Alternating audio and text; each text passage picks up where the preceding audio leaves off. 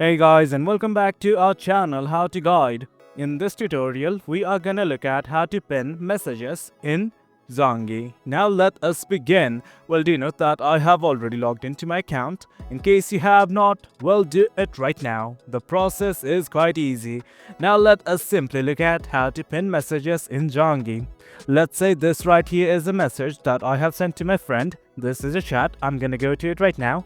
Now I want to pin this message right here, so I'm simply gonna click and hold on the specific message.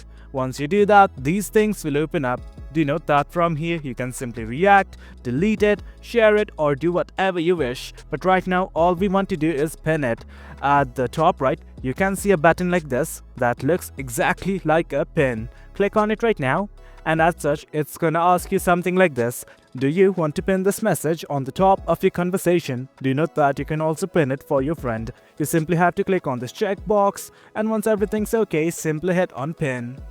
And guys, that is it. That's how you pin messages in Zangi. The process is quite easy. Hope you guys found this video informative, and for more content like this, do remember to hit like, share and subscribe. Your support fuels us. Until next time, thank you.